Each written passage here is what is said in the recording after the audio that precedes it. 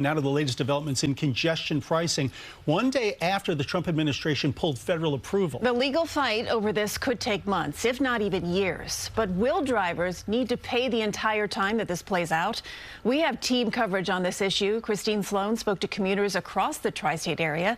Let's begin here in studio with Alice Gaynor. She spoke to legal experts about what we can expect, Alice. Well, remember, the federal government approved congestion pricing. Doesn't matter, it was a different administration. They approved it. So too did the federal court. So to reverse course, there would be a high burden for that. Right now, drivers are still paying $9 below 60th Street. After years of delays and legal battles, congestion pricing began at midnight January 5th. Some 46 days later, the Trump administration put the brakes on it. Or did they? Under the rules of the program, the federal government cannot unilaterally terminate a program once it's begun. U.S. Transportation Secretary Sean Duffy thinks they can. You can't take American taxpayers who paid for roads and block them out and say you can't access this unless you pay additional money. The MTA immediately filed a federal lawsuit and says it will not turn off the toll readers. We had a 50-page complaint ready to go, and we hit the button to file it about 3 minutes after at least the official release of the Secretary Duffy's letter. Constitutional law professor James Sample. Because the program is already in place, the status quo is on the side of congestion pricing, and the party seeking to undo the status quo in court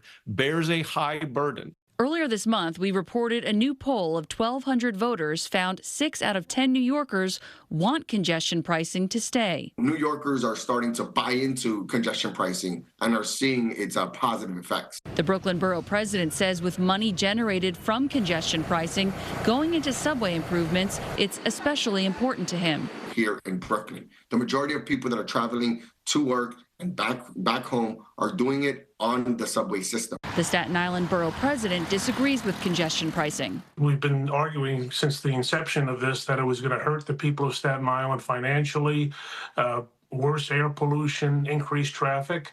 Sure, it would help some, and sure, it would raise money, but at what expense? Still very divisive, and as we know, the city has no plan B for losses from congestion pricing. Should it go away, it is hoping to raise $15 billion from congestion pricing. Christine and Dick. All right, Alice. So for now, we continue to pay the money. That's right. Thank Pull you. out your wallet. Okay, yeah. Thanks, Alice.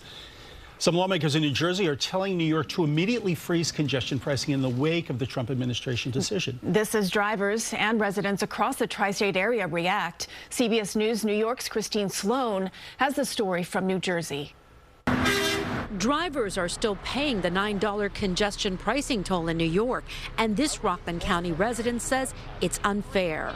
If you're living where I live, you're driving in, you're paying city tax on your check, now you're paying congestion tax, you're paying federal tax, and you're paying state tax. How can a family, even if you're making $90,000 a year, you can't afford a house? Thomas Gee says all these expenses are making life difficult. It's overkill, and that's why a lot of people are moving down south. Leo Enriquez, who lives in the Bronx and commutes to New Jersey, supports congestion pricing. He says it means a better quality of life for him.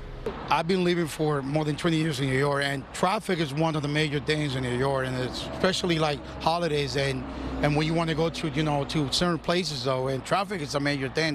Alejandro Diaz says New Jersey residents like him contribute to New York's economy and shouldn't have to pay more. It's expensive, and I don't know the money, what people receive the money, because I don't see change at city. New Jersey Congressman Josh Gottheimer is demanding New York stop the congestion pricing toll now. And what I've said is Governor Hochul is going to have to reimburse every Jersey driver who's now, if they're continuing to keep those on, everyone should keep track, because I think they're going to have to reimburse everyone starting today. The borough of Fort Lee joined New Jersey in a lawsuit against New York to stop congestion pricing. You got to let people get that bill with that extra $200-300 of easy pass dollars that they're paying, and they're going to have to rethink what it is that they're doing. Fort Lee's mayor and Gottheimer not talking about New Jersey's next legal move, but Governor Phil Murphy has told commuters to, quote, stay tuned. In Fort Lee, New Jersey, Christine Sloan, CBS News, New York. To see the full timeline of congestion pricing and more details about the scanners staying on, head to cbsnewyork.com.